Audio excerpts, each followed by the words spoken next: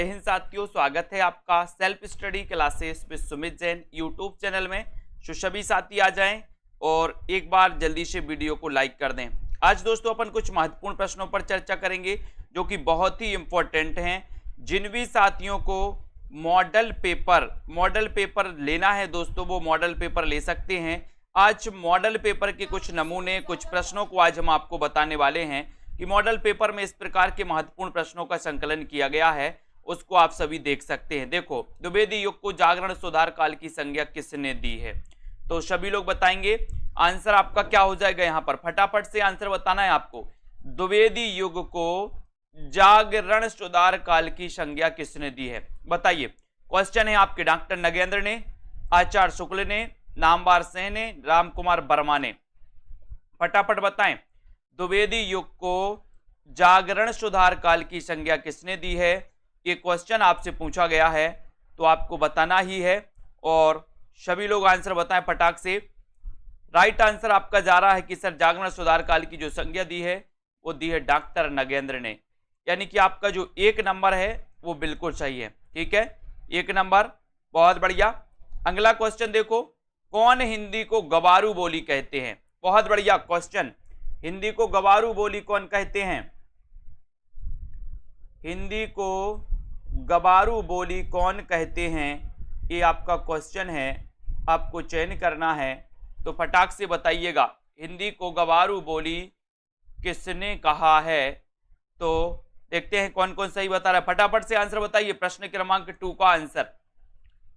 और प्रश्न क्रमांक 2 में आप लोगों ने बताया कि सर हिंदी को गवारू बोली जो कहने वाले हैं वो है सर सैयद अहमद खां। सर सैयद अहमद खां, यानी कि आपका जो एक नंबर है वो बिल्कुल सही है। सर सैयद अहमद खां आपका राइट आंसर हो जाएगा। ठीक है, एक नंबर आपका सही हो जाएगा। कविता संवर्धनी सभा के संस्थापक कौन थे? कविता संवर्धनी सभा के संस्थापक कौन थे? ये आपको बताना है प्रश्न क्रमांक 3 में आपको चयन करना है। सभी लोग बताएं, कविता संवर्धनी सभा के संस्थापक कौन थे? 3 नंबर का आंसर आपको चयन करना है और 3 में आपका सीधा आंसर जा रहा है कि सर कविता संवर्धनी सभा के जो संस्थापक थे वो संस्थापक थे कौन थे? बताएं जल्दी से। आपका राइट आंसर चला जाएगा भारतेंदु। क्या है सही आंसर? कि सर कविता संवर्धनी सभा के जो संस्थापक थे वो थे भारतेंदु जी। ये नंबर आपका बिल्कुल सही हो जाएगा। वेरी गुड आंसर, बहुत बढ़िया। उत्तर भक्तमाल के रचनाकार कौन है? प्रश्न क्रमांक 4। उत्तर भक्तमाल के रचनाकार कौन है? इसका आंसर आपको चयन करना है।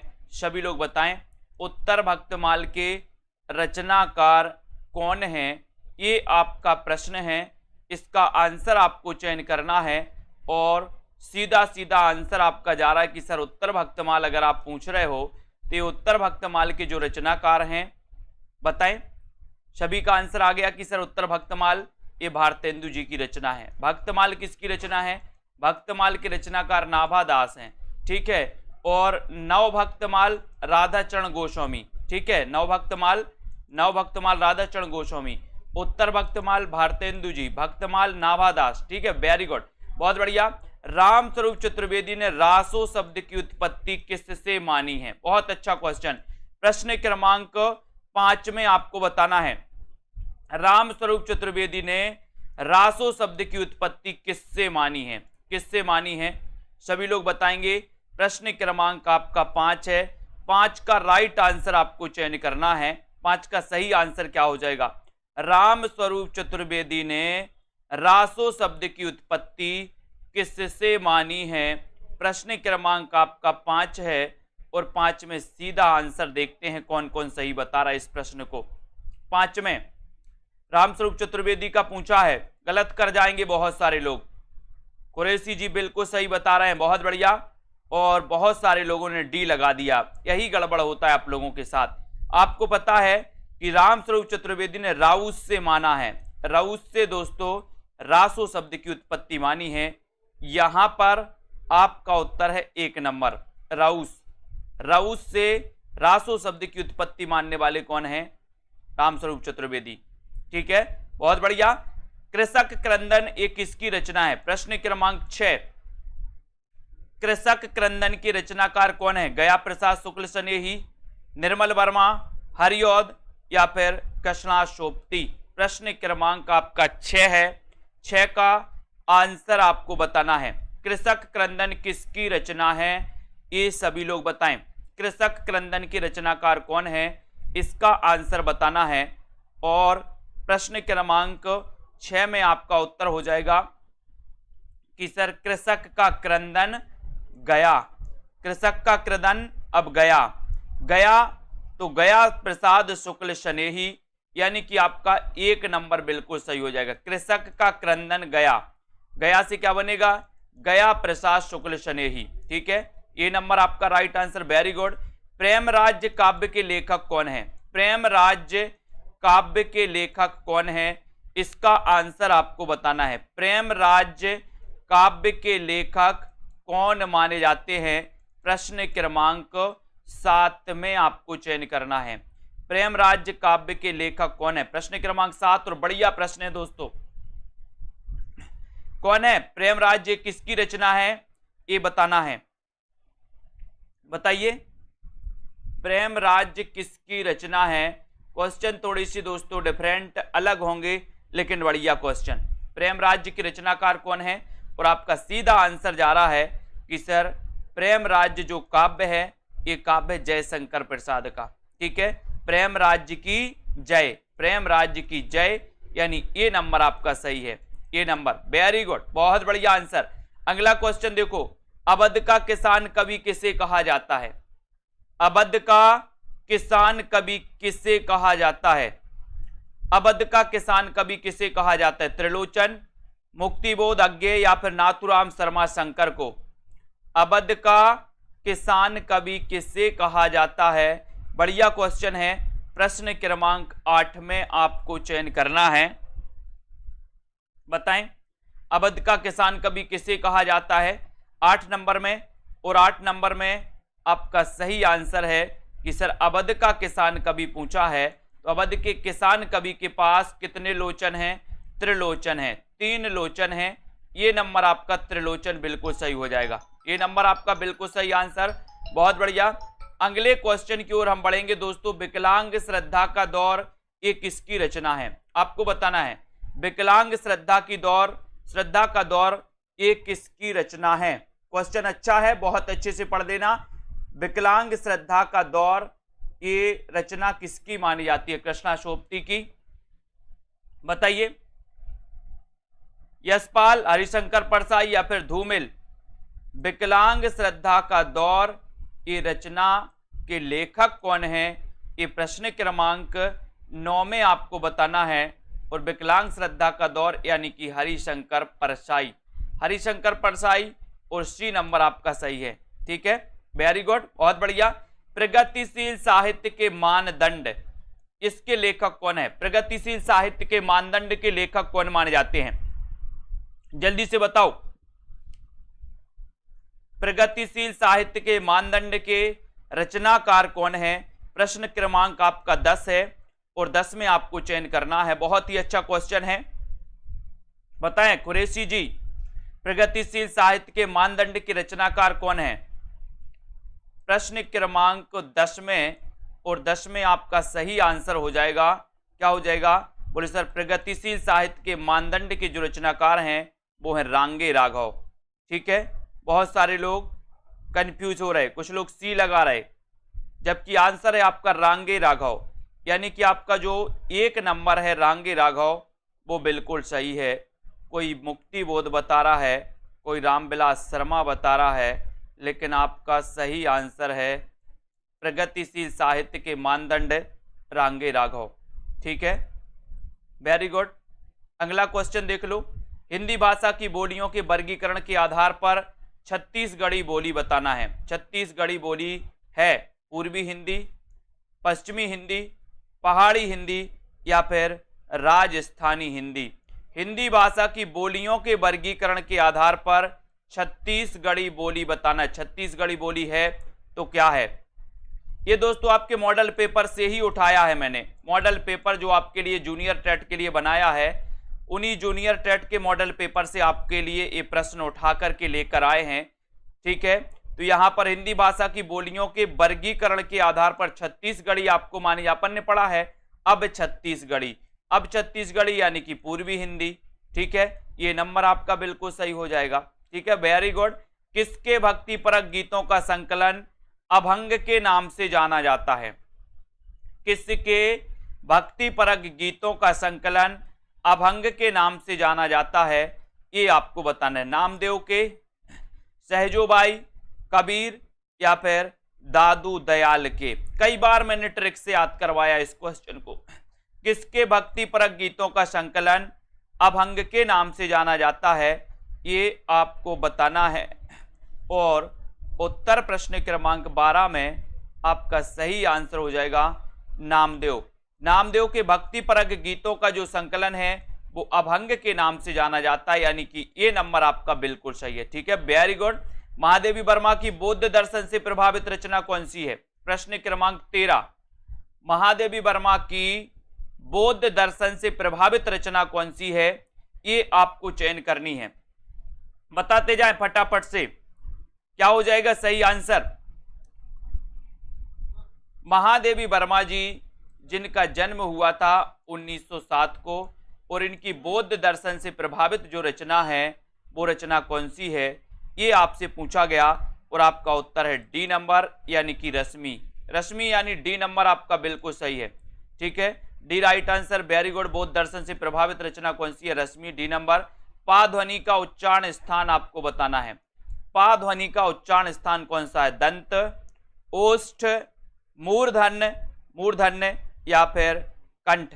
पा ध्वनि का उच्चारण स्थान क्या है? ये आपके लिए क्वेश्चन दिया गया है।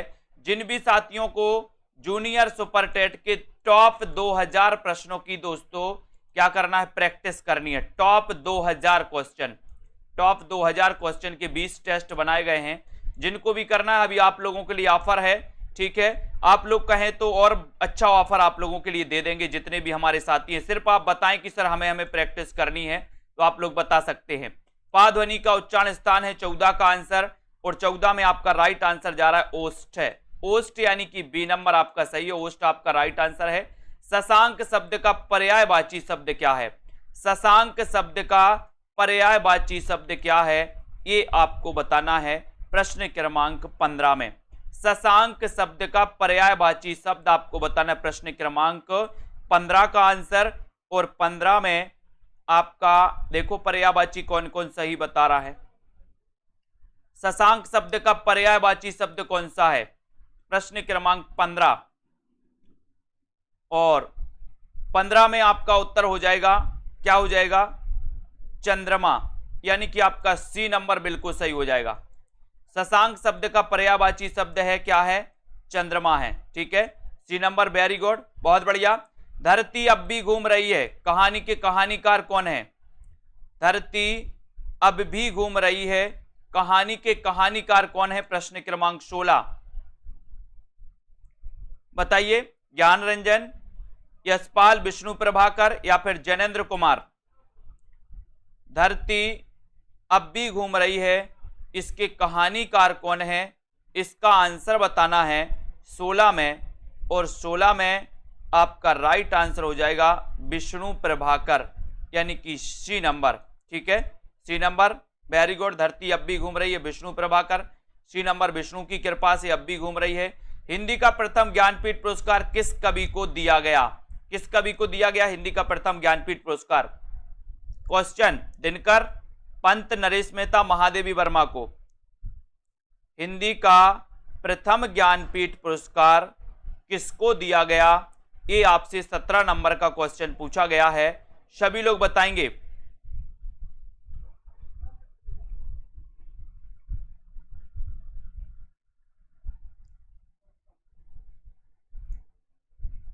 हिंदी का प्रथम ज्ञानपीठ पुरस्कार किस कवि को दिया गया? प्रश्न क्रमांक 17 में, और 17 का आंसर है आपका सुमित्रानंदन पंत को। और किस रचना के लिए दिया गया? चिदंबरा के लिए दिया गया, ठीक है, चिदंबरा, बी नंबर आपका चिदंबरा बिल्कुल सही है, वेरी गुड। सुजान विनोद की रचनाकार कौन है? बताइए। सुजान विनोद, सुजान विनोद किसकी रचना है? घनानंद की, कबीर, देव या फिर पद्माकर की। देखो बहुत सारे लोग गलत बताएंगे। अब सुजान विनोद के रचनाकार कौन है? सुजान विनोद के रचनाकार कौन है? प्रश्न क्रमांक 18 में आपको चयन करना है। और देखो घनानंद बता दिया कमला ठाकुर जी ने, और बताओ अजय शर्मा जी ने घनानंद लिख दिया, और बताओ, और बता दिया रोहित कुमार जी ने घनानंद, कालिंदी जी ने घनानंद बता दिया, बहुत बढ़िया। और बता दो घनानंद कौन कौन बता रहे हैं, बहुत बढ़िया। यही तो गड़बड़ होता है, पुलिस सर बन रहा था लेकिन गलत करके आ गए। मैंने याद करवाया था सुजान को विनोद देव, विनोद देव अपन ने याद किया था, सुजान को विनोद देव, तो देव से क्या हो जाएगा, देव कवि की रचना है, यानी सी आपका बिल्कुल सही होगा। ठीक है। आधुनिक काल के गोरखनाथ किसे कहा जाता है? आधुनिक काल के गोरखनाथ किसे कहा जाता है? बताइए। आधुनिक काल के गोरखनाथ, नागार्जुन, सूर्यकांत त्रिपाठी निराला, दिनकर या फिर महादेवी वर्मा? हाँ, सुजान सागर घनानंद की है, वेरी गुड कुरैशी जी। और आधुनिक काल के गोरखनाथ, गोरखनाथ किसे कहा जाता है प्रश्न क्रमांक 19 में? और 19 में बिल्कुल सही है कि सर आधुनिक काल के गोरखनाथ कहा जाता है। किसको कहा जाता है? बाल गोविंद जी नागार्जुन बता दिया, बहुत सारे। नागार्जुन को तो कबीर कहा जाता है, आधुनिक काल का कबीर, आधुनिक काल का कबीर नागार्जुन को कहा जाता है। आधुनिक काल का गोरखनाथ पूछा है आपसे, तो गोरखनाथ कहा जाता है निराला जी को, सूर्यकांत त्रिपाठी निराला। बी नंबर आपका सही है। निराला जिन्होंने बताया उनका आंसर सही है। नागार्जुन जिन्होंने बताया वो सुन लो कि नागार्जुन को कबीर कहा जाता है। सहजता का कवि किसे कहा जाता है? प्रश्न क्रमांक 20 में सहजता का कवि, यही गलतियां होती हैं। सहजता का कवि रसखान, शिवपूजन सहाय, भवानी प्रसाद मिश्र या फिर दुष्यंत को? सहजता का कवि किसे कहा जाता है? ये बढ़िया आंसर है, प्रश्न पूछा गया आपसे 20 नंबर में, और बहुत बढ़िया आंसर बताया राम किशन जी ने कि सर सहजता का कवि तो भवानी प्रसाद को कहा जाता। मोहित जी बहुत बढ़िया है ना। शांति देवी जी 20 का बी बता रहे, शिवपूजन सहाय बता दिया इनने। ममता जी ने भी बता दिया उन, बहुत बढ़िया बहुत बढ़िया। ब्रजेश जी ने भी बी बता दिया। आपको पता होनी चाहिए मंजू जी, भवानी प्रसाद मिश्र को सहजता का कवि कहा जाता है। सी नंबर आपका बिल्कुल सही है। ठीक है, सी नंबर राइट आंसर। मैं देख रहा हूं सबके कमेंट आज। चांदी का जूता मारना मुहावरे का सही अर्थ क्या है? 21। चांदी का जूता मारना मुहावरे का सही अर्थ क्या है? अधिक लाभ कमाना, रिश्वत देना, परास्त कर देना या फिर धोखा देना। चांदी का जूता मारना मुहावरे का सही अर्थ क्या है? ये आपसे क्वेश्चन है, बहुत बढ़िया क्वेश्चन है प्रश्न क्रमांक 21 में। और देखते हैं कौन कौन सही बता रहा है।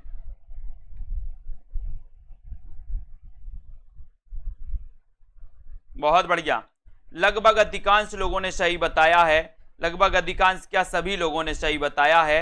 और रिश्वत देना यानी कि चांदी का जूता मारना, B number right answer. Neha Rai ji ने बस ये बता दिया, आरती वर्मा ने ये बताया, बी है बी, रिश्वत देना, बी नंबर सही। प्रैक्टिस करिए इनकी।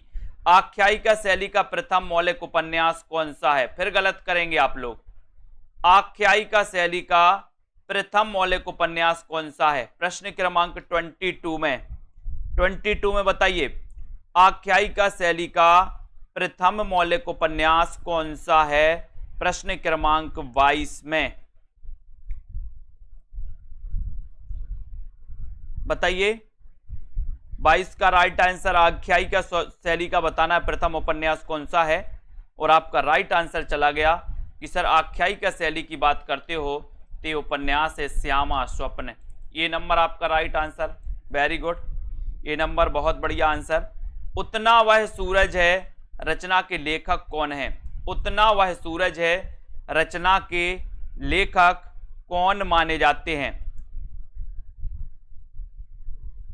बताइए, उतना वह सूरज है ये रचना के जो लेखक हैं वो लेखक कौन हैं?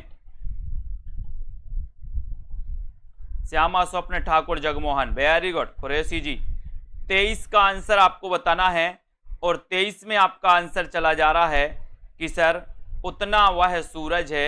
ये जो रचना है ये रचना है भारत भूषण अग्रवाल की। सी नंबर आपका बिल्कुल सही। अपने क्वेश्चन गिनते जाओ कितने गलत कर रहे हैं आप लोग। Bharat Bhushan Agrawal, very good. जिस छंद के पहले 4 चरणों में रोला और बाद में दोस्तों ये 2 चरण में उल्लाला होता है, उसमें 24-28 मात्राओं के योग से 52 मात्राएं होती हैं, उस छंद का नाम आपको बताना है।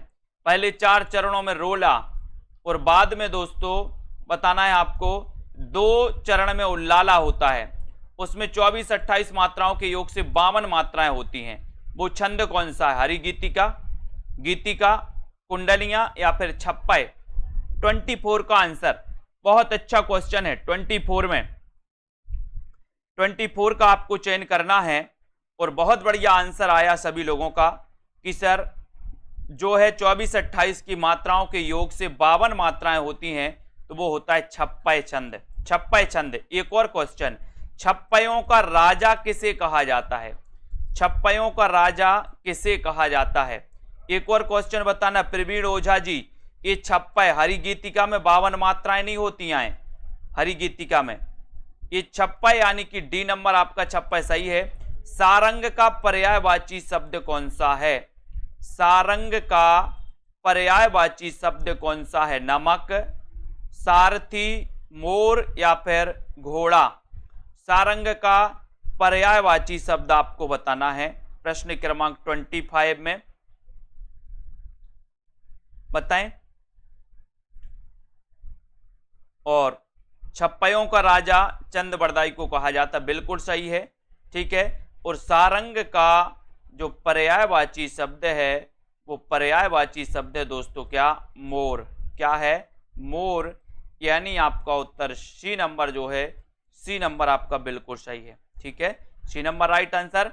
निम्बार्काचार्य का दार्शनिक मत है, तो निम्बार्काचार्य का दार्शनिक मत क्या है? द्वैताद्वैतवाद, शुद्धाद्वैतवाद, अद्वैतवाद या फिर द्वैतवाद?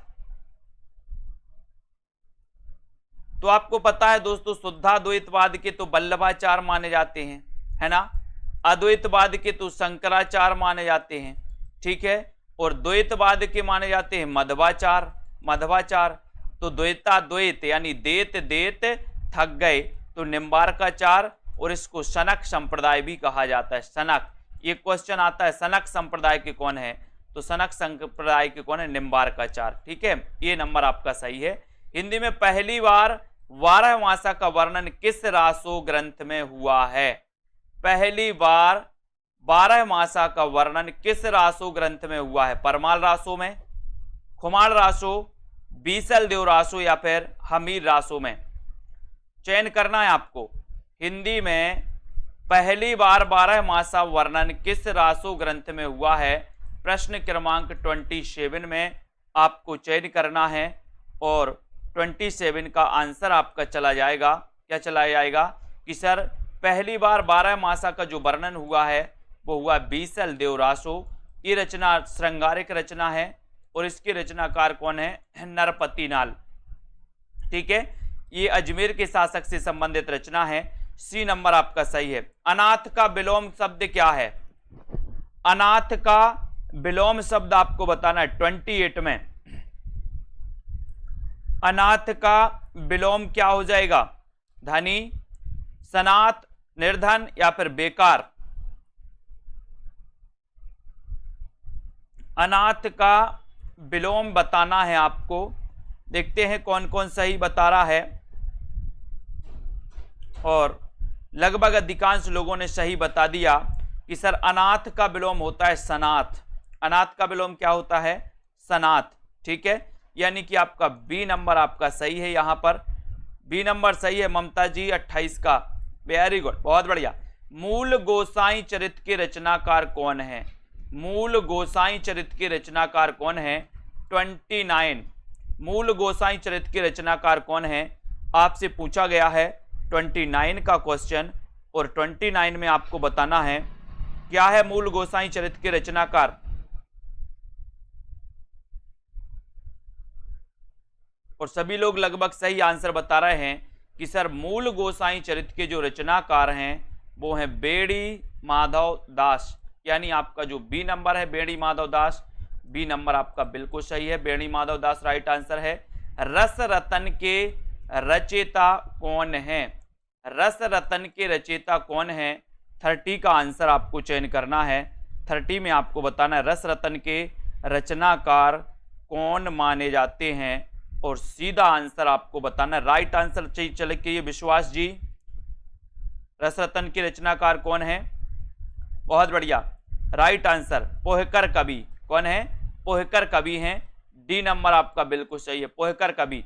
सा का उच्चारण स्थान बताइए दोस्तों, षटकोण वाले सा का उच्चारण स्थान कंठ है, दंत है, तालु या फिर मूर्धा, क्या है, सा का उच्चारण स्थान आपको चयन करना है, चयन करिए। प्रश्न क्रमांक 31 का आंसर, और 31 में आपका सही आंसर क्या जा रहा है, देखते हैं कौन कौन का आंसर सही आ रहा है। 31 में, और बहुत बढ़िया आंसर आ गया कि सर ये मूर्धा सही है, सा का उच्चारण स्थान डी नंबर। कामायनी का सर्ग नहीं है, तो कौन सा सर्ग नहीं है बताइए,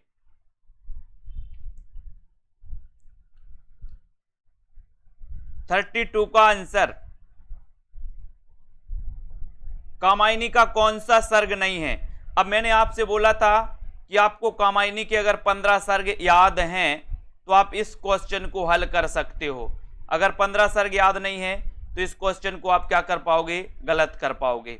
लेकिन आपको कामायनी के 15 सर्ग, जितने भी सर्ग यहां से क्वेश्चन आता है, ये पूरे सर्ग क्रमबद्ध याद होनी चाहिए 32 में, और 32 में आपका राइट आंसर इच्छा, इच्छा ये कामायनी का सर्ग नहीं है, बाकी आपका श्रद्धा, लज्जा, ईर्ष्या ये हैं, ठीक है, बहुत बढ़िया, वेरी गुड ममता जी, बहुत बढ़िया, ठीक है, D number right answer. Prasad ji के किस नाटक का कथानक बौद्धों के पतन के काल का है दोस्तों, पतन के काल का है। प्रसाद जी का वह नाटक कौन सा है जिसका कथानक बौद्धों के पतन के काल का है, ध्रुव स्वामिनी, करुणालय, राजश्री या फिर बैसाख। प्रश्न क्रमांक 33 में, और सही आंसर जा रहा है 33 का, 33 में आपका सही आंसर चला जाएगा कि सर ये जो बैसाख है, बैसाख ये बिल्कुल सही है, इसका कथानक बौद्धों के पतन का कथानक माना जाता है, यानी डी नंबर आपका सही हो जाएगा। मुसरत निसा जी डी नंबर है, डी नंबर, ठीक है, वेरी गुड, डी नंबर जिन्होंने बताया, मीनम जी डी नंबर है। चंद्रगुप्त नाटक की नायिका कौन है, बहुत अच्छा क्वेश्चन, 34वां प्रश्न, चंद्रगुप्त नाटक की नायिका कौन है, अलका, कल्याणी, मालविका या फिर कॉर्नेलिया। चंद्रगुप्त नाटक की नायिका कौन है, 34 का आंसर आपको चयन करना है, और 34 में सभी लोग लगभग सही बता रहे हैं कि सर चंद्रगुप्त की जो नायिका है वो नायिका कौन है, 34 में कॉर्नेलिया, बहुत बढ़िया, डी नंबर आपका सही है।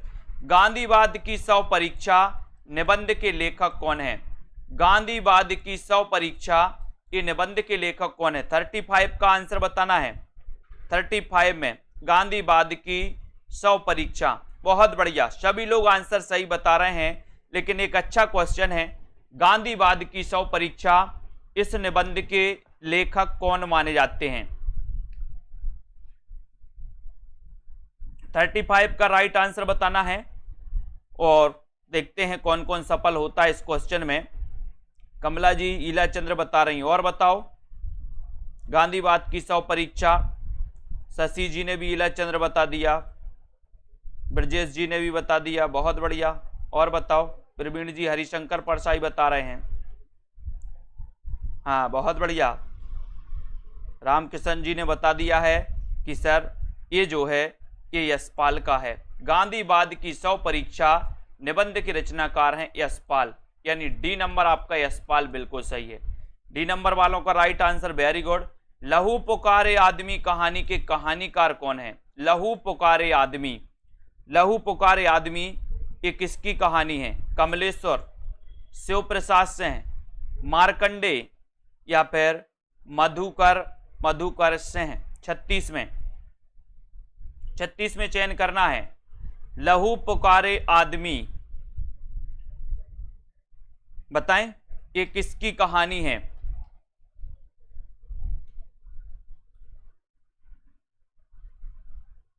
अर्चना पाल जी ए बता रही हैं, मंजू जी सी बता रही हैं, भाभी शिक्षिका सी बता रही हैं 36 का। और बताओ, नेहा जी ने भी सी बता दिया, आज तो लाइन लगी सी की। बबीता जी ने भी सी, बहुत बढ़िया। KM जोशी, कहे कि मार्कंडे को ज्यादा जानते आप लोग, लहू पुकारे आदमी, है ना। और जिन्होंने मधुकर बताया है, मधुकर, उनका आंसर सही है। लहू पुकारे आदमी ये मधुकर सिंह की रचना है। किसकी है? मधुकर सिंह की कहानी है। डी नंबर आपका सही है। लहू पुकारे आदमी, काय के लिए पुकारे? बोले मधु के लिए पुकारे, मधु, ठीक है। पुकारे आदमी या लहू पुकारे आदमी मधु के लिए, मधु के लिए तो मधुकर सिंह, ठीक है। बांग्ला कहानी सैलसीमा बेगम का हिंदी रूपांतरण है, बताइए। रसिया बालम, दुखबा में कांसो कहूं मोरी सजनी, दुलाई वाली या फिर बेटों वाली विधवा? बांग्ला कहानी सैलसीमा बेगम का हिंदी रूपांतरण है, तो कौन सी रचना है? 37 का आंसर, 37 में आपको चयन करना है। बहुत ही बढ़िया प्रश्न है। बांग्ला कहानी सैलसीमा बेगम, बताइए। तो उत्तर हो जाएगा आपका, क्या हो जाएगा यहां पर? दुखबा में कांसे कहूं मोरी सजनी, ठीक है। दुखबा में कांसे कहूं मोरी सजनी, किसकी है ये कहानी? ये बताइए, ये किसकी है? इसके रचनाकार भी आपको बताना है। बी नंबर तो आपने बिल्कुल सही बता दिया, बाकी इसके रचनाकार भी बताइए। जहां कोई साधारण बात कहकर उसकी किसी विशेष बात से समानता बताई जाए, ठीक है। जहां कोई साधारण बात कहकर उसकी किसी विशेष बात से समानता बताई जाए वहां कौन सा अलंकार होता है? बहुत अच्छा क्वेश्चन है 38 में। जहां कोई साधारण बात कहकर उसकी किसी विशेष बात से समानता बताई जाए वहां कौन सा अलंकार होता है? प्रश्न क्रमांक आपका 38 है, और 38 में देखते हैं कौन कौन सही बता रहा है। चतुर्सेन शास्त्री जी की रचना है दुखबा में कांसो कहूं मोरी सजनी। प्रश्न क्रमांक 38 में, जहां कोई साधारण बात कहकर उसकी किसी विशेष बात से समानता बताई जाती है वहां पर कौन सा अलंकार होता है? तो लगभग बहुत सारे लोगों ने सही बताया है कि सर यहां पर भ्रांतिमान नहीं होता, भ्रांतिमान नहीं, संदेह भी नहीं, विभावना भी नहीं। थोड़े से 4 विकल्प को अब यहां पर आपको देखना है दोस्तों। आपको उदाहरण की बिल्कुल परिभाषा याद नहीं। भ्रांतिमान की तो है ही कि जहां पर दोस्तों भ्रम जो है क्या है, ये भ्रम पक्का हो जाता है, संदेह अंत तक बना रहता है। विभावना में दोस्तों क्या होता है? विभावना और विशेषोक्ति एक दूसरे के विपरीत होते हैं। और जहां कोई साधारण बात कहकर उसकी किसी विशेष बात से, तो उदाहरण जैसे अपन बोलते ना, है ना, क्या एक गाना है ना, वो वाला कौन सा गाना है? एक सड़क 57 गलियां रचना के लेखक कौन है? एक गाना नहीं सुना आप लोगों ने? तेरी अखियां कमाल जैसे, ऐसे कुछ आता ना, तो जैसे से उसकी समानता बताई जाती है। तो ऐसे उदाहरण दे करके अपन बोलते ना, कोई भी चीज ऊपर लिखते, परिभाषा लिखते हैं, फिर जैसे लिख करके क्या करते उसके बारे में बताते, तो उससे समानता बताई जाती है, तब उदाहरण अलंकार होता है। एक सड़क 57 गलियां रचना के लेखक कौन है? प्रश्न क्रमांक 39 में। एक सड़क 57 गलियां, और 39 में राइट आंसर है। बोले सर इसके रचनाकार हैं कौन? कौन है? कमलेश्वर। एक सड़क 57 गलियां, ये बी नंबर आपका सही है। कमलेश्वर जी इसके लेखक हैं, बी नंबर आपका राइट आंसर है, ठीक है। यहां पर देखो, बट वृक्ष की छाया में जीवन साहित्य के लेखक कौन है? बट वृक्ष की छाया में, बहुत अच्छा, जीवनी साहित्य। इसके रचनाकार कौन है? 40 में बताना है। बट वृक्ष की छाया में, बट वृक्ष की छाया में जीवनी साहित्य के लेखक कौन है? ये 40 नंबर का प्रश्न है और 40 में आपका सीधा आंसर जा रहा है कि सर बट वृक्ष की छाया में ये जीवनी के रचनाकार हैं कौन है? कुमुद नागर। ठीक है, सी नंबर बिल्कुल सही, बहुत बढ़िया। गालिब छूटी शराब आत्मकथा के लेखक कौन है? गालिब छूटी शराब किसकी आत्मकथा है? बनेगा आप लोगों से। गालिब छूटी शराब, ठीक है,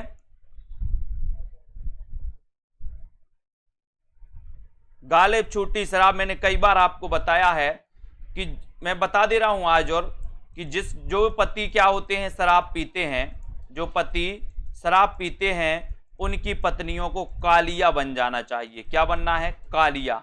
एक बार क्या हुआ कि एक पति शराब पीता था तो उसकी पत्नी बहुत परेशान थी, बहुत परेशान थी। उसकी पत्नी ने भी एक बार क्या किया, वो भी एक बोतल लेके आई और बीच बाजार में सड़क पे खड़े होके फिर उसने भी पी। उस दिन का दिन है कि उस व्यक्ति ने फिर शराब नहीं पी। तो बोले सर गालिब छूटी शराब, कैसे छूटी शराब? अरे बोले पत्नी कालिया बन गई थी। क्या बन गई थी? पत्नी कालिया बन गई थी। तो रविंद्र कालिया, ये नंबर आपका बिल्कुल सही है। ठीक है, कालिया बन जाना अपन को भी। पिंजरे में मैना आत्मकथा की लेखिका कौन है? पिंजरे में मैना आत्मकथा की लेखिका कौन है? राजी सेठ, मन्नू भंडारी, चंद्रकिरण सोनरिक्शा या फिर शिवानी? पिंजरे में मैना, बोले हम पिंजरे में मैना को लेकर के कहां जाएंगे? रिक्शा पर जाएंगे, रिक्शा पर। रिक्शा, पिंजरे में मैना रिक्शा यानी सोन रिक्शा। सी नंबर सही है, सोन रिक्शा। ठीक है, सोन रिक्शा राइट आंसर हो जाएगा। बहुत बढ़िया। बेदिन बेलोग रेखा चित्र के लेखक कौन है? बेदिन बेलोग, डॉक्टर नगेंद्र, महेंद्र भटनागर, शिवपूजन सहाय, सेठ गोविंद दास। बेदिन बेलोग रेखा चित्र के रचनाकार कौन है? बहुत बढ़िया क्वेश्चन ये है दोस्तों। 43 का आंसर आपसे पूछा गया। ये क्वेश्चन पूछा गया था पिछली बार, शायद टीजीटी या पीजीटी में पूछा गया था 43 में। और 43 में आपका सभी को पता होगा कि बेदिन बेलोग शिवपूजन सहाय। ठीक है, सी नंबर आपका सही है, शिवपूजन सहाय, वेरी गुड। वाक्यम रसात्मकम काव्यम, ये कथन किस ग्रंथ का है दोस्तों? वाक्यम रसात्मकम काव्यम, रसात्मकम काव्यम, ये बताना है आपको। सभी लोग बताएंगे ये कथन किसका है, किस ग्रंथ से लिया गया है। और यहां पर 44 का आंसर, 44 में सीधा आंसर आपका जा रहा है कि सर ये जो वाक्यम रसात्मकम काव्यम है, देखते हैं कौन कौन सही बता रहा है। 44 में बहुत सही, 44 में ये लगा दिया पूनम जी ने, और बताओ, और ये लगा दिया मोहित जी ने, बहुत बढ़िया। ब्रजेश जी ने भी ये लगा दिया, मीनम जी ने ये लगा दिया, है ना, बहुत बढ़िया। श्याम लता जी पांडे ने भी ये लगा दिया, बहुत बढ़िया, धन्यवाद। ये वाले अन्नापूर्णा मिश्रा जी ने भी लगा दिया, बहुत बढ़िया, है ना। शूरमणि दुबे आपने भी लगा दिया ये वाले साथियों को बहुत बहुत धन्यवाद। ऐसे ही करो आप लोग। ये परिभाषा किसने दी थी? विश्वनाथ ने, है ना। रसात्मकम वाक्यम काव्यो, विश्वनाथ का ग्रंथ कौन सा है? साहित्य दर्पण। कौन सा है? साहित्य दर्पण। ठीक है, तो इसी नंबर आपका सही हो जाएगा। ये नाट्यशास्त्र तो भरत मुनि का, भरत मुनि ने थोड़ी दी परिभाषा, ये विश्वनाथ ने दी थी, ये साहित्य दर्पण से ली गई।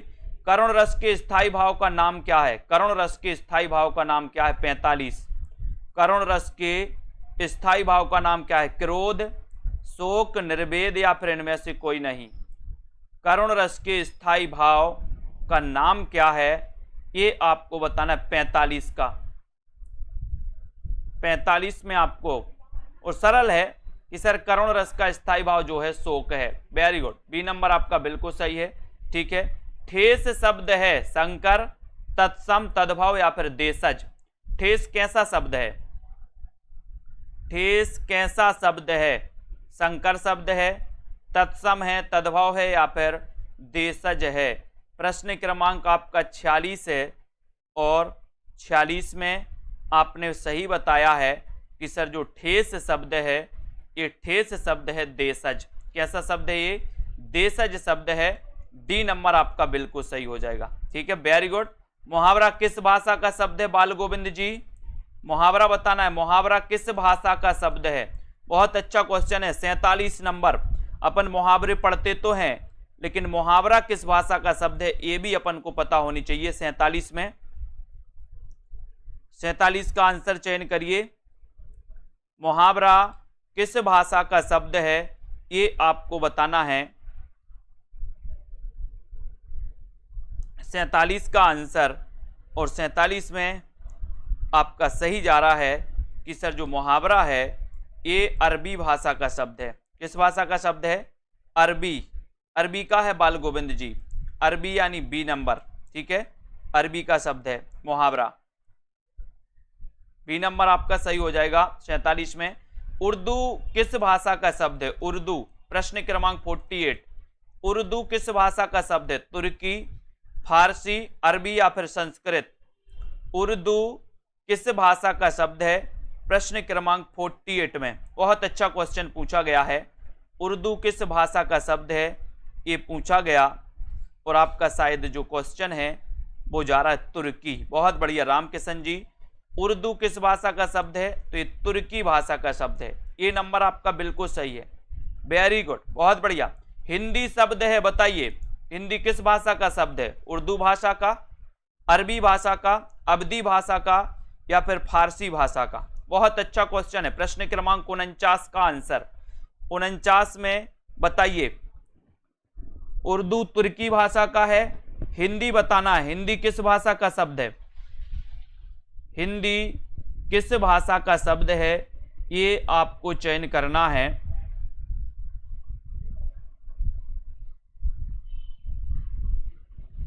और देखते हैं कौन कौन सही बता रहा है। हिंदी, और सही आंसर चला गया कि सर हिंदी जो है ये फारसी भाषा का शब्द है, यानी आपका डी नंबर जो चला गया वो बिल्कुल सही है। बहुत बढ़िया, डी नंबर आपका राइट आंसर है। हिंदी फारसी भाषा का शब्द है। संस्कृत के ऐसे शब्द जिन्हें हम ज्यों का त्यों प्रयोग में लाते हैं दोस्तों, उन्हें क्या कहते हैं? 50 का आंसर, 50 का राइट आंसर बताना है। संस्कृत के ऐसे शब्द जिन्हें हम ज्यों का त्यों प्रयोग में लाते हैं उन्हें क्या कहते हैं? 50 में आपको चयन करना है, उन्हें क्या कहते हैं?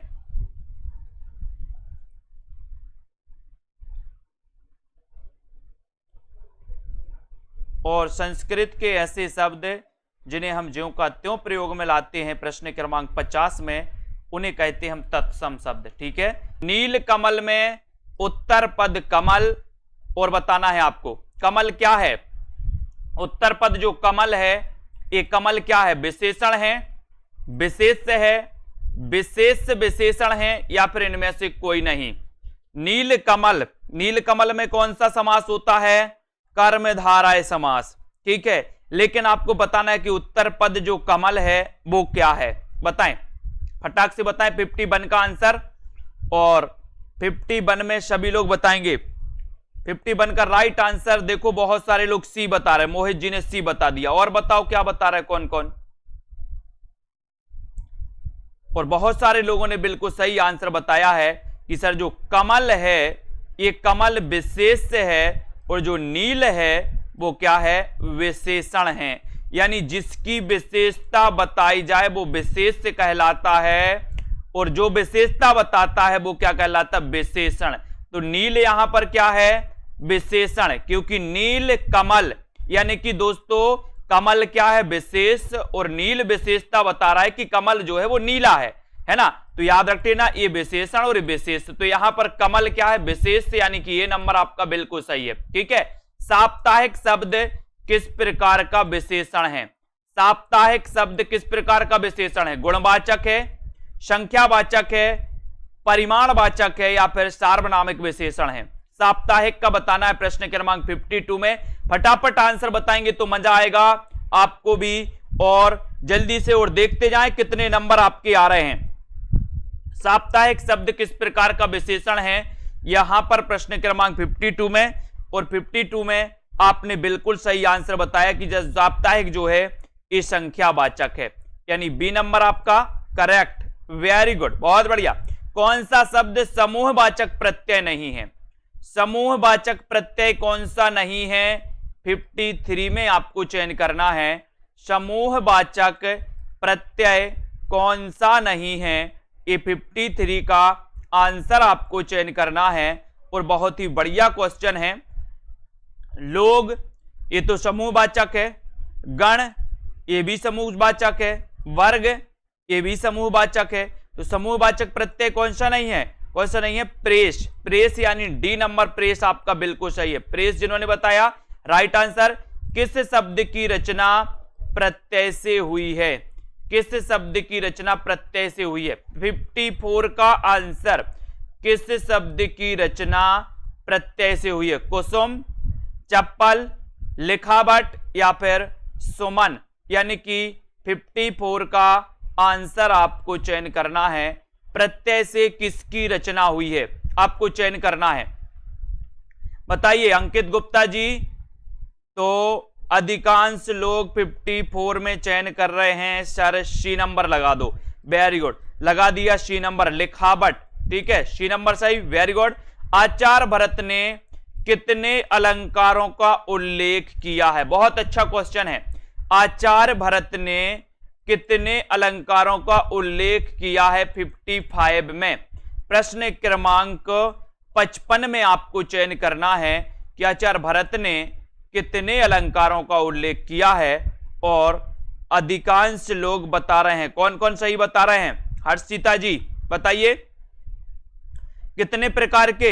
8 बता दिया सूर्यमणि जी ने। और बताओ, 8 बता रहे हैं। और कौन? सुषमा जी। और बता दो, और बता दो। कल्पना जी ने भी 8 बता दिया। वेरी गुड, बहुत बढ़िया। डी नंबर वालों के लिए बहुत बहुत धन्यवाद। 2 भी नहीं, 6 भी नहीं, 8 भी नहीं। कितने? 4। भरत ने, आचार्य भरत ने या भरत मुनि ने 4 अलंकारों का उल्लेख किया है। कितने अलंकारों का? 4 अलंकारों का। 8 रस, रस 8। ये 8 के चक्कर में आपने गड़बड़ कर दिया, रस के चक्कर में गड़बड़ कर दिया प्रश्न डी वालों ने, क्योंकि भरत मुनि ने 8 रस माने और 4 अलंकार। यही होता है गड़बड़। पूछा अलंकार था, बता दिया रस। बहुत बढ़िया, 8 रस 4 अलंकार। ठीक है। अनुप्रास अलंकार के कितने भेद हैं? 56 का आंसर आपको बताना है। अनुप्रास अलंकार के कितने भेद हैं आपको बताना है। राइट आंसर 5, 3, 4 या फिर 2। अनुप्रास अलंकार आपने पढ़ा है। तरण, तनुजा, तट, तमाल, तरुवर, बहुछाए। बोले कौन सा अलंकार है? अनुप्रास। अब अनुप्रास के कितने भेद होते हैं बताइए? 5 होते, 3, 4 या फिर 2 होते हैं। 56 का आंसर कितने होते हैं? राइट आंसर चला गया 5। अनुप्रास अलंकार के कितने भेद हैं? 5 भेद हैं। 5 भेद, ये नंबर बिल्कुल सही, वेरी गुड। जब किसी अत्यंत प्रशंसा के लिए कोई बात बहुत चढ़ाई, प्रशंसा है दोस्तों, जब किसी अत्यंत प्रशंसा के लिए कोई बात बहुत बड़ा चढ़ाकर कही जाती है, तब वहां पर कौन सा अलंकार होता है? जब किसी अत्यंत यानी कि अति वाली प्रशंसा के लिए कोई बात बड़ा चढ़ाकर कही जाती है, तब वहां पर कौन सा अलंकार होता है? अतिशयोक्ति। अतिशयोक्ति देखो कैसा लिखा जाता है, ये अतिशयोक्ति सही है। कभी कभी ये वाक्य शुद्धि में भी, ये शब्द शुद्धि में भी आता है दोस्तों। तो आप लोग क्या करते हो? आधा सा लगा के योक्ति कर देते हो। ये अतिशयोक्ति ये वाला गलत है। अतिशयोक्ति पूरा सा आता है, इसको याद रख लेना। तो आपका उत्तर ए नंबर बिल्कुल सही, अतिशयोक्ति राइट आंसर, वेरी गुड। कौन सा अर्थालंकार है? अर्थालंकार कौन सा है? 58 में आपको अर्थालंकार और शब्दालंकार पता होनी चाहिए दोस्तों। मैं जो महत्वपूर्ण चीजें मैं बता रहा हूं वो पूरे आपको याद होनी चाहिए। शब्दालंकार के अंतर्गत कौन कौन आते हैं, अर्थालंकार के अंतर्गत कौन कौन आते हैं, क्वेश्चन पूछा जाता है।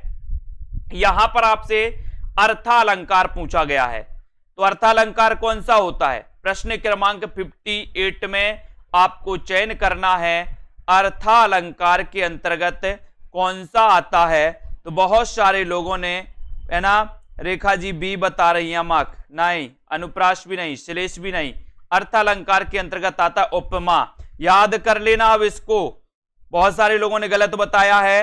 कोई ए बता रहा है, कोई बी बता रहा है, याद रख लेना। लेकिन बहुत सारे लोगों ने उपमा ही बताया है, डी नंबर आपका सही है। लेकिन आपको ये याद होनी चाहिए कि अर्थालंकार के अंतर्गत कौन आते हैं और शब्दालंकार के अंतर्गत कौन आते हैं। अतनु का पर्यायवाची शब्द क्या है? अतनु का ईश्वर, कृष्ण, कामदेव या फिर बसंत। अतनु का पर्यायवाची शब्द आपको चयन करना है। 59 का उत्तर आपको बताना है। राइट आंसर क्या हो जाएगा? अतनु का पर्यायवाची शब्द कौन सा है? सीधा सीधा आंसर आपको बताना है और आंसर आपका जा रहा है, कौन सा जा रहा है? अतनु। अतनु का बताना है। लक्ष्मी भट्ट जी सही बताया लगभग सभी लोगों ने कि सर अतनु तो कामदेव का पर्यायवाची है। C number right, very good. Saraswati का पर्यायवाची क्या है दोस्तों? सरस्वती का पर्यायवाची भारती, शारदा, बाक या फिर उपरोक्त सभी। सरस्वती का पर्यायवाची आपको बताना है। प्रश्न क्रमांक 60 में, और लगभग सभी से बनेगा। उपरोक्त सभी आ जाए तो फिर तो आप लोग आओ देखते ना ताओ और सभी लगा के आते हो। तो यहां पर भी वही करोगे। भारती, शारदा, बाक ये पूरे के पूरे सरस्वती के पर्यायवाची हैं, यानी डी नंबर आपका बिल्कुल सही है। Very good. इच्छा का पर्यायवाची शब्द क्या होगा? इच्छा का बताइए। अमीय, हर्ष, आकांक्षा या फिर रश्मि। इच्छा का पर्यायवाची शब्द क्या है? ये प्रश्न आपसे पूछा गया है। बहुत ही अच्छा क्वेश्चन है। प्रश्न क्रमांक आपका 61 है। इच्छा का पर्यायवाची शब्द बताना है और सीधा आंसर आपका जा रहा है कि सर जो इच्छा है, इच्छा का पर्यायवाची है आकांक्षा। क्या है? आकांक्षा। सी नंबर बिल्कुल सही, वेरी गुड। निम्न में से सौदामिनी का पर्यायवाची नहीं है। पर्यायवाची बोले सर पूरे पूरे पर्यायवाचियों की तो बाढ़ आ गई। सौदामिनी का पर्यायवाची कौन सा नहीं है? बिजली, चंचला, क्षण प्रभा या फिर सिलीमुख, यानी कि 62 का आंसर आपको बताना है। सौदामिनी का पर्यायवाची कौन सा नहीं है? नहीं है बताना है। देखते हैं कौन कौन गलत बताता है, क्योंकि सबसे बनेगा इसलिए गलत बताता है, देख रहे हैं हम। ठीक है, तो लगभग सभी लोगों ने आंसर राइट बता दिया है। बहुत बढ़िया, वेरी गुड। लक्ष्मी जी ने बस गलत बता दिया, सी नंबर। तो यहां पर आपका सिलीमुख सही है, डी नंबर सही है। खंडहर की आत्माएं के रचनाकार कौन है? खंडहर की आत्माएं इसके रचनाकार कौन है? ईलाचंद जोशी, चंद्रधर शर्मा गुलेरी, उदय प्रकाश या फिर मुकुटधर पांडे। प्रश्न क्रमांक 63 में आपको चयन करना है। खंडहर की आत्माएं इसके रचनाकार कौन है? अपन ने कई बार याद करवाया है कि सर खंडहर की जो आत्माएं हैं ये क्या होती हैं? क्या होती हैं? कभी कभी जोश में आ जाती हैं। तो खंडहर की आत्माएं ईलाचंद्र जोशी, यानी 1 नंबर आपका बिल्कुल सही है। 1 number right, 1 number, very good, बहुत बढ़िया। सी बता रही भाभी शिक्षिका जी, गलत। अगला क्वेश्चन, कितना बड़ा झूठ कहानी किसकी है? कितना बड़ा झूठ ये कहानी किसकी है? संजय पाठक जी, प्रश्न क्रमांक 64 में बताना है। आरती वर्मा जी भी सी बता दिया उन्होंने, बहुत सारे लोगों ने सी बता दिया। संतोष कुमार जी भी सी बता रहे, गलत बात। अपन ने पढ़ा था ना खंडहर की आत्माएं जोश में आ जाती हैं, तो जोशी जी है ना। कितना बड़ा झूठ कहानी किसकी है?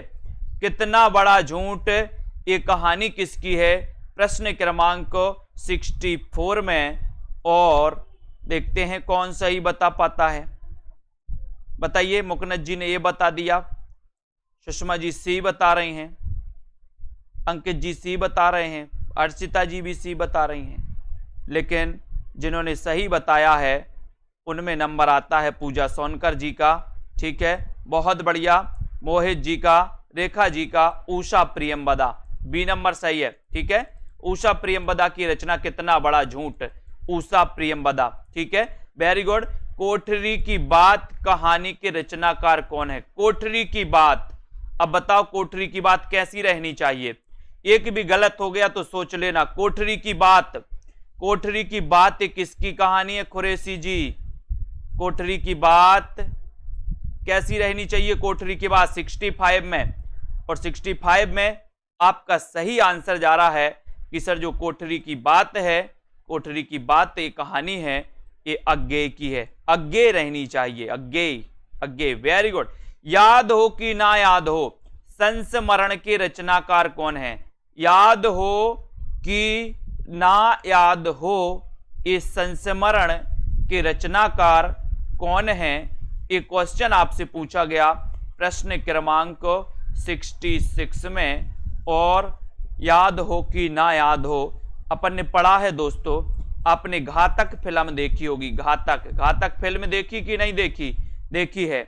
उसमें क्या बोलते हैं? काशीनाथ तुम्हें याद हो कि ना याद हो, है ना, आज से तुम मेरी गिरफ्त में काम करोगे, काशीनाथ याद हो कि ना याद हो। ठीक है, ये काशीनाथ सिंह जी का संस्मरण है।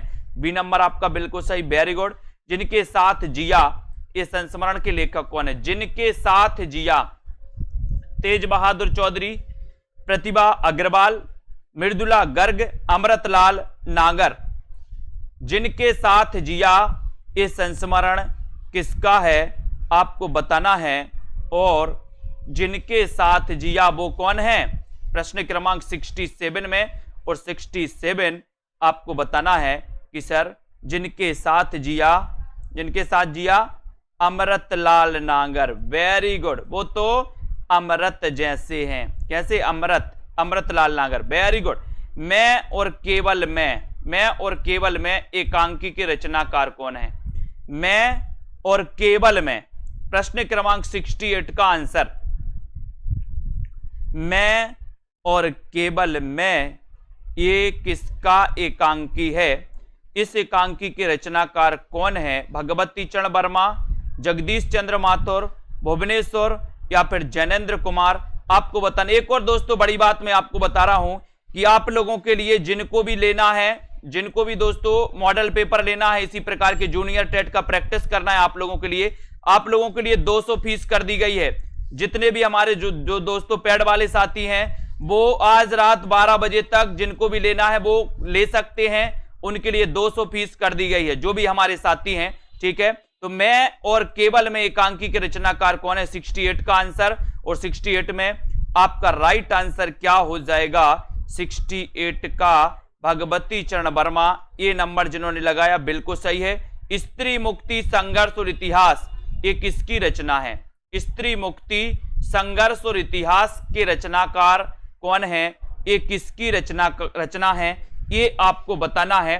प्रश्न क्रमांक 69 का आंसर, और 69 का आंसर बहुत बढ़िया जा रहा है कि सर ये जो स्त्री मुक्ति और संघर्ष है, स्त्री मुक्ति और संघर्ष और इतिहास, ये रमणिका गुप्ता, रमणिका गुप्ता यानी डी नंबर आपका सही है। ठीक है, डी, ये रमणिका गुप्ता जी की रचना है दोस्तों, डी नंबर।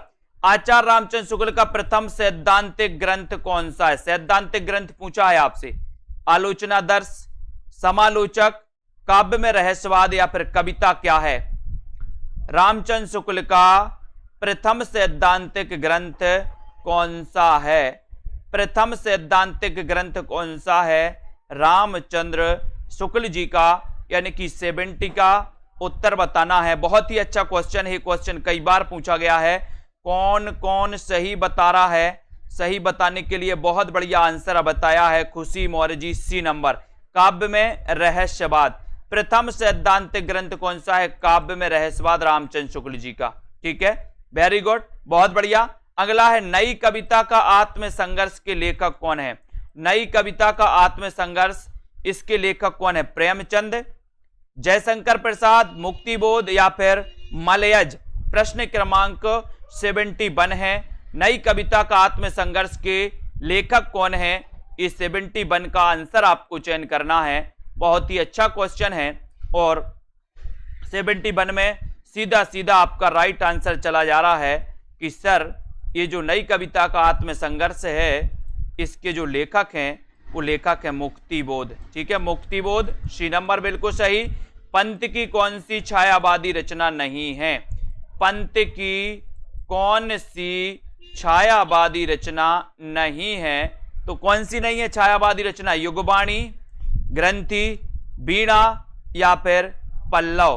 पंत की कौन सी रचना छायावादी नहीं है? 72 का आंसर। और 72 में पंत की कौन सी रचना छायावादी नहीं है? राइट आंसर चला जाएगा युगबाणी। युगबाणी यानी आपका ये नंबर बिल्कुल सही है। ठीक है, ये छायावादी नहीं है तो ये फिर कौन सी है? ये प्रगतिवादी है। ठीक है, ये नंबर बिल्कुल सही। क्वासी, क्वासी किसकी रचना है? क्वासी, प्रश्न क्रमांक 73। क्वासी के रचनाकार कौन है? बताइए। 73 का आंसर क्वासी के रचनाकार कौन है?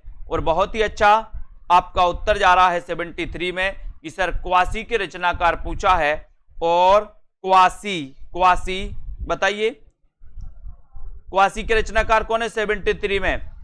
देखते कौन कौन सही बता रहा है। बहुत बढ़िया, सभी लोगों ने सही बताया। बालकृष्ण शर्मा नवीन। छायावाद की प्रथम प्रयोगशाला किससे माना जाता है? एक और क्वेश्चन, छायावाद की प्रथम प्रयोगशाला किससे माना जाता है? झरना, पल्लव, यामा या फिर निहार?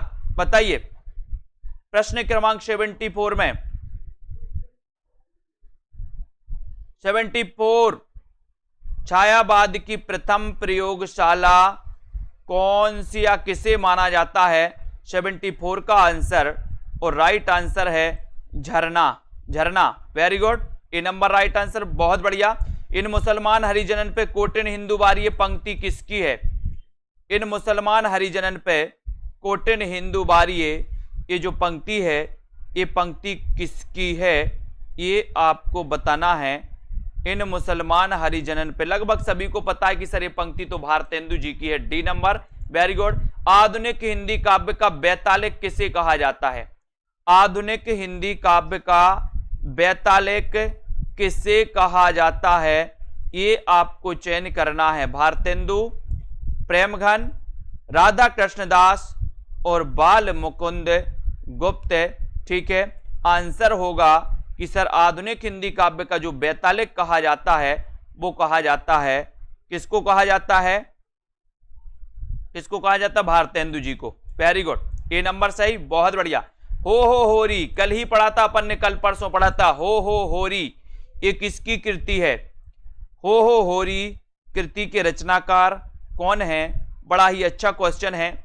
77 का आंसर फटाफट से बताएं जल्दी से, पूरे 100 क्वेश्चन आपको कवर करना है। और आपका पता है कि सर हो होरी ये जो है, ये जो रचना है ये अंबिका दत्त व्यास की है। अंबिका दत्त व्यास। ठीक है, बहुत बढ़िया। इनका जन्म कब हुआ था? कोई बताएगा? बताओ। मध्यकालीन धर्म साधना ये किसका निबंध है? मध्यकालीन धर्म साधना निबंध के रचनाकार कौन है? 78 का आंसर। मध्यकालीन धर्म साधना निबंध के रचनाकार कौन माने जाते हैं? बहुत ही अच्छा क्वेश्चन है। और देखते हैं कौन कौन बता रहा है मध्यकालीन धर्म साधना के रचनाकार। बहुत बढ़िया। 1958 में नहीं, 1858 में।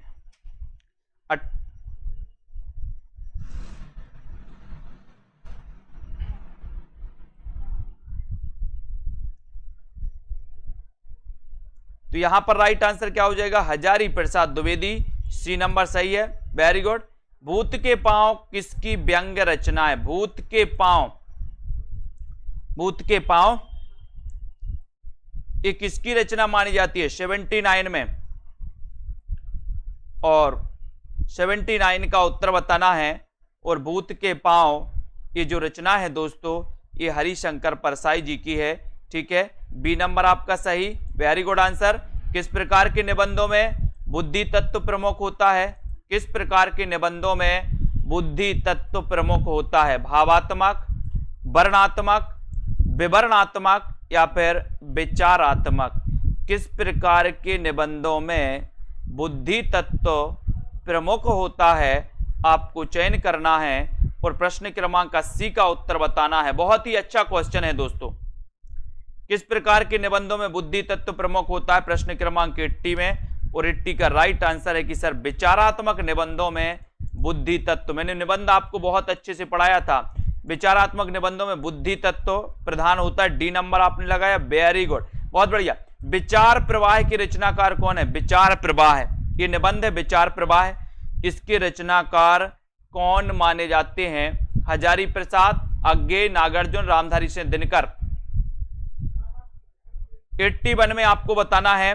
और विचार प्रवाह है ये निबंध है, और इस निबंध के रचनाकार अपन ने पढ़ा था, क्या पढ़ा था कि सर हजारों विचारों का प्रवाह होता है। ठीक है, ये हजारी प्रसाद द्विवेदी, 1 नंबर बिल्कुल सही है। किस विद्वान ने देवनागरी लिपि के स्थान पर रोमन लिपि स्वीकार करने का सुझाव दिया था? किस विद्वान ने दिया था? देवनागरी लिपि के स्थान पर रोमन लिपि स्वीकार करने का सुझाव किसने दिया था? सुनीति कुमार चटर्जी, महात्मा गांधी, काका कालेलकर या फिर विनोबा भावे। 82 का आपका आंसर चला गया कि सर सुनीति कुमार चटर्जी ने लिया था। ये नंबर आपका बिल्कुल सही है। देवनागरी लिपि बताना है कैसी है, वर्णात्मक है, चित्रात्मक है, भावात्मक है या फिर अक्षरात्मक है? देवनागरी लिपि कैसी है? देवनागरी लिपि कैसी लिपि मानी जाती है? देवनागरी लिपि बताइए। 83 का आंसर, और 83 में आपका राइट आंसर चला गया कि सर देवनागरी लिपि जो है ये अक्षरात्मक लिपि मानी जाती है। डी आपका बिल्कुल सही है, अक्षरात्मक लिपि, वेरी गुड, बहुत बढ़िया। रीतिकाल के रीति सिद्ध काव्यधारा के कवि कौन है? रीति सिद्ध काव्यधारा के कवि आपको चयन करना है, आपने पढ़ा है, बिल्कुल सरल क्वेश्चन दोस्तों। रीतिकाल के रीति सिद्ध काव्यधारा के कवि कौन है? और प्रश्न क्रमांक 84 में लगभग सभी से आंसर बनेगा। राइट आंसर आपने बताया कि सर भूषण तो रीतिबद्ध हैं, देव भी रीतिबद्ध, केशव भी हैं, आपका उत्तर बिहारी, ये रीति सिद्ध काव्यधारा के कवि हैं। अभिधा उत्तम काव्य है, मध्य लक्षणालीन है ना, ये पंक्ति बताना है आपको, बताइए ये पंक्ति किसकी है? बिहारी, पद्माकर, मतिराम या फिर देव की? अभिधा उत्तम काव्य है, मध्य लक्षणालीन, ये बताइए ये पंक्ति किसकी है? और ये पंक्ति अभिधा उत्तम काव्य है, ये जो पंक्ति है भैया ये पंक्ति है देव कवि की।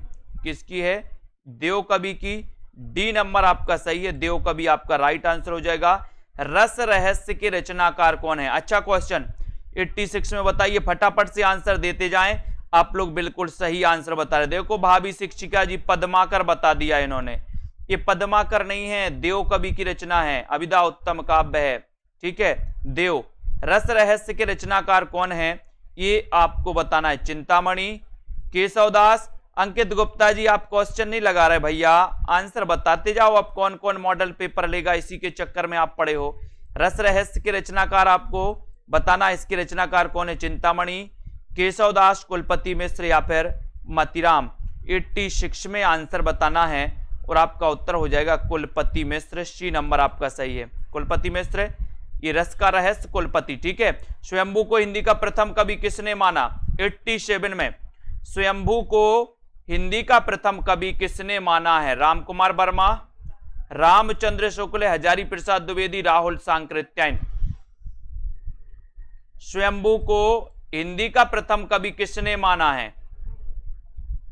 बहुत अच्छा क्वेश्चन है, बनने को तो सभी से बनेगा, लेकिन स्वयंभू को हिंदी का प्रथम कवि मानने वाले जो हैं वो कौन है? राम कुमार वर्मा। ठीक है, ये number right answer, Ram Kumar बिल्कुल सही है, वेरी गुड। कौल ज्ञान निर्णय, इसके रचनाकार कौन है? कौल ज्ञान निर्णय के रचनाकार कौन है? गोरखनाथ, जालंधर नाथ, गोपी चंद्र, मत्येंद्र नाथ। कौल ज्ञान निर्णय, इसके रचनाकार कौन है? 88 का आंसर, 88 में आपका सही आंसर क्या हो जाएगा? और बोलेनाथ मच्छेंद्रनाथ। मच्छेंद्र से मच्छर, मच्छर क्या होते बोले सर? मच्छर कोल कोल के खाते, आपको कोल कोल के। ठीक है, तो मच्छेंद्रनाथ याद रख लेना। गोरखनाथ नाथ संप्रदाय के प्रवर्तक माने जाते, नाथ पंथ के। पंच पांडव चरितरास के रचनाकार कौन है? पंच पांडव चरितरास, पंच पांडव चरितरास, इसके रचनाकार आपको बताना है। शालिभद्र सूरी, आसगु, नरपतिनाल या फिर दलपति विजय पंच पांडव चरित रास के रचनाकार कौन माने जाते हैं? ये अच्छा क्वेश्चन है और 89 का उत्तर बताना है। 89 और पंच पांडव चरित रास के जो रचनाकार माने जाते हैं दोस्तों, आपने उत्तर बताया है, बताइए 89 में कौन है? शालिभद्र सूरी, जिन्हें कि गणपति चंद्रगुप्त ने हिंदी का प्रथम कवि माना। ये नंबर बिल्कुल सही है। पुस्तक जल्लड़ हत्य दे चल गज्जन रबकाज, जल्लड़ का आपको बताना है दोस्तों, ये जल्लड़ को कौन सी पुस्तक देने का इसमें वर्णन किया गया है? कौन सी पुस्तक देने का? बीसलदेव रासो, हमीर रासो, पृथ्वीराज रासो या फिर विजयपाल रासो। पुस्तक जल्लड़ हत्य दई चली गज्जन रबकाज, इसमें जल्लड़ के बारे में बताना कि जल्लड़ को कौन सी पुस्तक दिए जाने का वर्णन है। प्रश्न क्रमांक 90 में 90 का उत्तर बताइए और आपका सही आंसर चला गया पृथ्वीराज रासो। ठीक है, बी नंबर पृथ्वीराज रासो हिंदी का प्रथम महाकाव्य।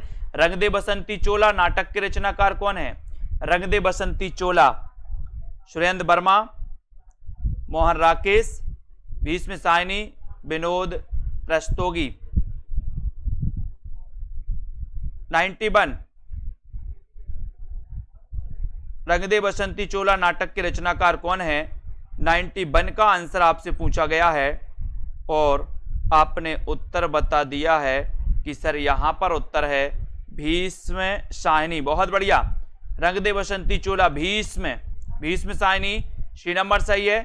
भुवनेश्वर निम्न में से किसके लिए प्रसिद्ध है? भुवनेश्वर किसके लिए प्रसिद्ध है? ऐतिहासिक नाटक के लिए, समस्या नाटक के लिए, सामाजिक नाटक के लिए या फिर असंगत नाटक के लिए? भुवनेश्वर किसके लिए प्रसिद्ध हैं? 92 का आंसर आपको चयन करना है। उत्तर क्या हो जाएगा? भुवनेश्वर किसके लिए प्रसिद्ध हैं 92 में? और 92 का आपका राइट आंसर हो जाएगा कि सर ये जो भुवनेश्वर हैं ये असंगत नाटक के लिए जाने जाते हैं। असंगत नाटक है ना। इन्होंने आपकी एक तांबे के कीड़े, आपने इनकी दोस्तों रचना पढ़ी होगी, तांबे के कीड़े। और यहां पर आपका डी नंबर बिल्कुल सही। किस शब्द में द्विगु समास है? बताइए द्विगु समास किस में है? अच्छा क्वेश्चन है। द्विगु समास तो आपसे बनेगा ही। दोपहर, नीलकंठ, कनफटा या फिर मंदबुद्धि, किसमें द्विगु समास है? आपको बताना है द्विगु समास किसमें है।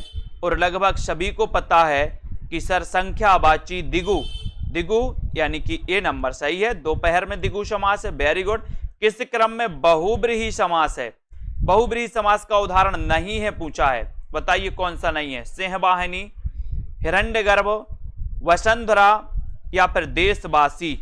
बहुब्रीहि समास किसमें नहीं है? अच्छा क्वेश्चन है। बहुब्रीहि समास किसमें नहीं है? 94 का आंसर। 94 का आपका सही आंसर क्या जा रहा है? बहुब्रीहि समास नहीं है। तो किसमें नहीं है?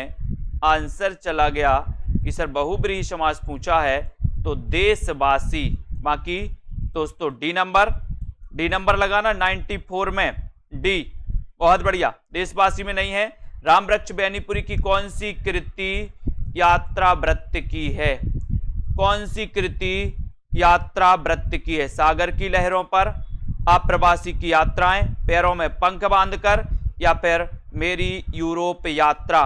रामवृक्ष बेनीपुरी की कौन सी कृति यात्रा वृत्त संबंधी है? यात्रा वृत्त संबंधी कौन सी कृति है? 95 में। बहुत ही अच्छा क्वेश्चन है और 95 में आपका उत्तर हो जाएगा कि सर रामवृक्ष बेनीपुरी की जो कृति यात्रा वृत्त संबंधी है वो है पैरों में पंख बांधकर, यानी कि आपका सी नंबर पैरों में पंख बांधकर बिल्कुल सही है। उड़ते चलो यात्रा वृत्त के रचनाकार कौन है? उड़ते चलो यात्रा वृत्त के रचनाकार कौन है? भगवत शरण उपाध्याय, सत्यनारायण, रामवृक्ष बेनीपुरी, इनमें से कोई नहीं। उड़ते चलो यात्रा वृत्त के रचनाकार कौन है? 96 का आंसर उड़ते चलो और वृक्ष पर बैठ जाओ। वृक्ष पर तो रामवृक्ष बेनीपुरी, सी नंबर आपका सही। Very good. एक स्वाभिमानी अध्यापक के जीवन संघर्ष को कथानक बनाकर कथानक बनाकर लिखा गया उपन्यास कौन सा है? लिखा गया उपन्यास कौन सा है? नदी यशस्वी है, डूबते मस्तूल, यह पथबंधु था, या धूमकेतु एक श्रुति? एक स्वाभिमानी अध्यापक के जीवन संघर्ष को कथानक बनाकर लिखा गया उपन्यास कौन सा है? ये 97 का आंसर पूछा गया है और आकांक्षा जी ने बिल्कुल सही बताया कि सर यह पथबंधु था। सी नंबर बिल्कुल सही, बहुत बढ़िया। देहाती दुनिया के लेखक कौन है?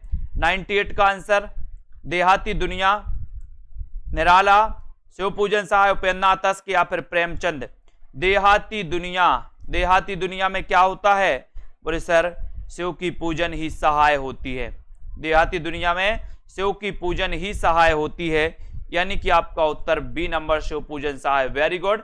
तरुण के स्वप्न आत्मकथा के लेखक कौन है? तरुण के स्वप्न ये किसकी आत्मकथा है? 99 का आंसर, और लगभग सभी से पूरा बनना चाहिए। तरुण के स्वप्न आत्मकथा के लेखक कौन है? राइट आंसर है बोले sir Subhash Chandra Bose. B number बिल्कुल सही, बहुत बढ़िया। कहीं ना जाए का कहिए, लेखक कौन है इसके?